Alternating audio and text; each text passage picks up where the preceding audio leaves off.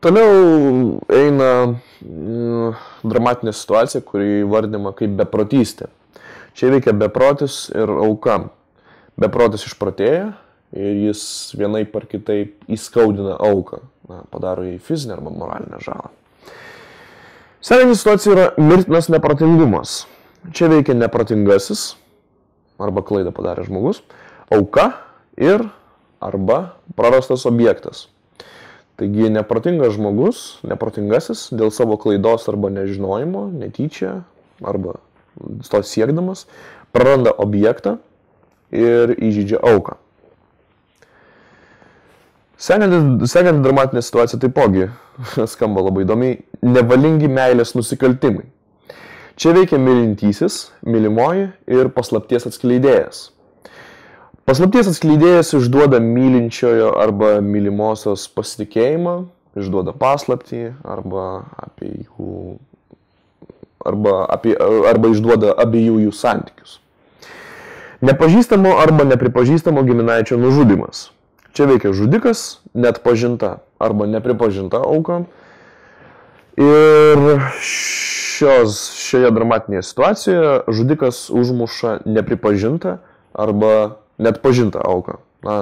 Tikriausiai atsimename Edipo mitą, kuriame Edipas užmuša savo tėvą, kurio jis nepažįsta. Tai čia būtų galima priskirti šiai dramatiniai situacijai. Pasiaukojimas dėl idealo. Čia veikia herojus, idealas, aukojamas asmuo arba daiktas ir kreditorius. Tai gali būti jėga, tironas, kam tai yra paaukojama. Herojus paaukoja asmenį arba daiktą dėl savo idealo, kuris yra paimamas automatiškai savame suprantama kreditoriaus. Sekanti dramatinė situacija yra pasiaukojimas dėl giminaičio. Čia veikia herojus, giminaitis, aukojamas asmuo daiktas ir vėlgi kreditorius. Herojus paaukoja asmenį arba daiktą dėl savo, būtent konkrečiai dėl savo giminaičio arba artimojo, kuris tada yra, savame suprantama, paimamas kreditoriaus. Sekanti dramatinė situacija yra viskas, kas gali būti paaukojama dėl aistros, visiškas pasiaukojimas dėl aistros. Čia veikia įsimylėjėlis, absoliučios aistros objektas ir aukojamas asmuo arba daiktas. Taigi įsimylėjėlis paaukoja asmenį arba daiktą dėl savo absoliučios aistros objekto, kuris tampa negrįžtamai prarandamas. Sekanti dramatinė situacija yra būtinybė aukoti artimuosius. Čia veikia herojus, mylima auka, būtinybė ir būtinybė aukojimui, kaip faktorius. Herojus įskaudinama mylimą auką dėl aukojimo būtinybės.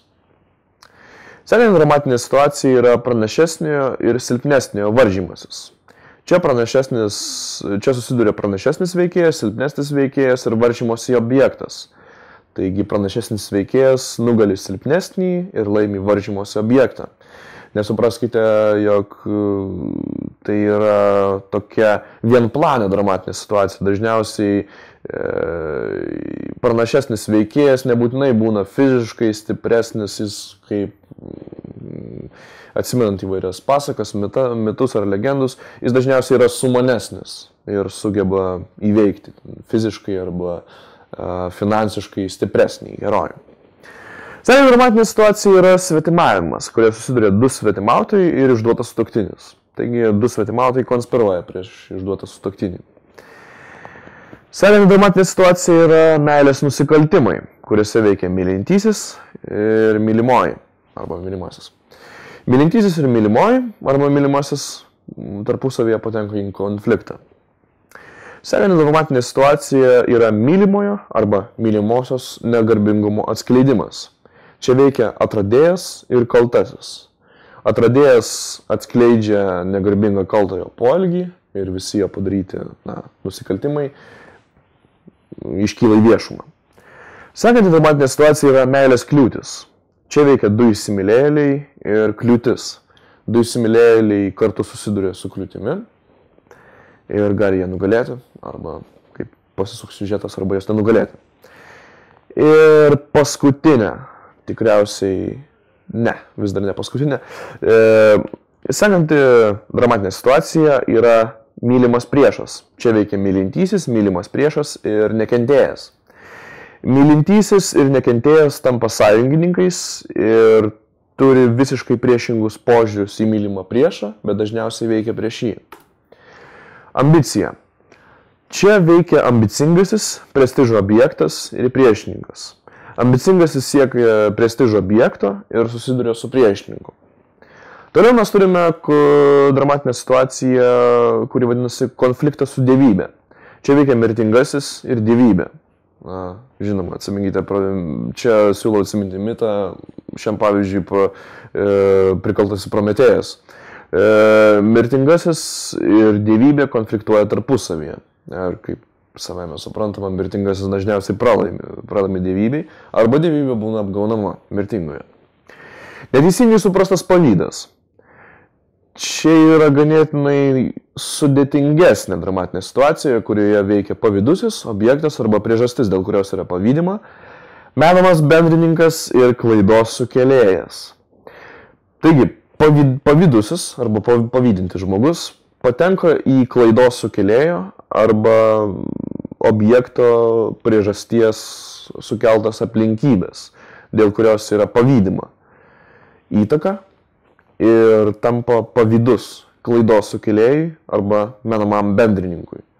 Na, kalbant paprasčiau, tai žmogus, kuris įsivaizduoja, jog kitas žaidimo arba istorijos charakteris sukelia tam tikras priežastis, dėl kurio jis pradeda pavydėti ir jis patenka į to žmogaus įtaką. Na, charakterio, tiksliau sakant. Klaidingas nuosprendis.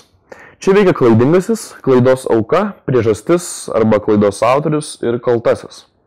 Klaidingasis neteisingai supranta priežastis arba atsižvelgia į klaidos autorių ir neteisingai apkaltina klaidos auką, vietoje surasdamas ir apkaltinamas tą tikrąjį kaltąjį.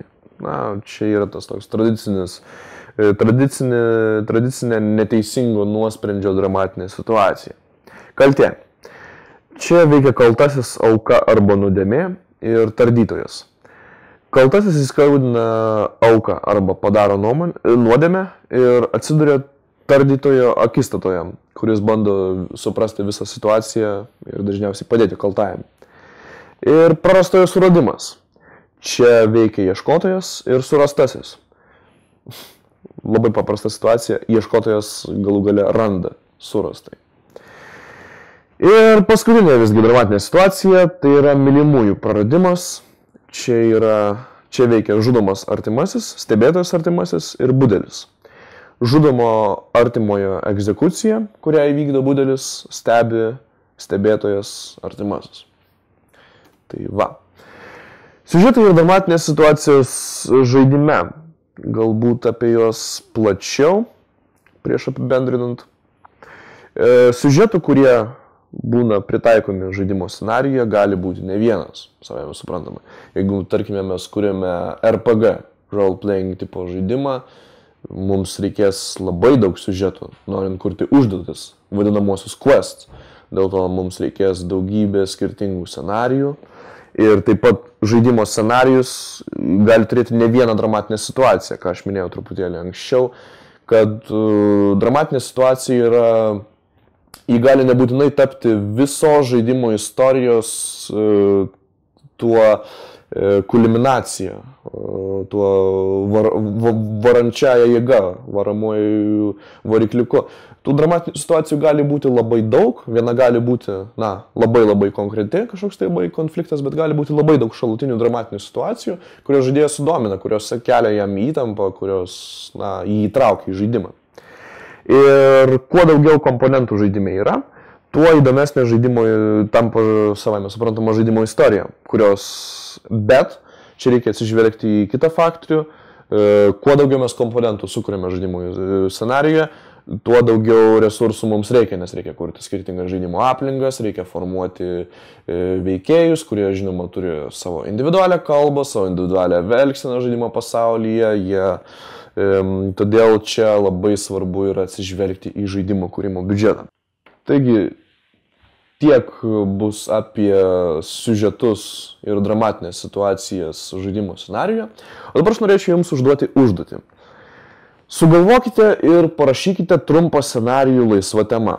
Na, arba scenarijų, arba trumpą kelių pastraipų istoriją, kurie būtų aiški pradžia, aiškus dėstymas ir aiški pabaiga. Na, pavyzdžiui, herojus iš taško A nueina į taško B ir padaro tą ir tą ir tą ir būna tam tikros tos pasekmės. Jis iškeliauja ieškoti laimės, randa magišką žiedą ir tampa karaliumi. Kaip pavyzdys. Ir pabandykite savo individualioje istorijoje identifikuoti, ar joje yra tipinių scenarijaus kūrimo siužetų bei dramatinių situacijų. Ir jeigu yra, tai kokie.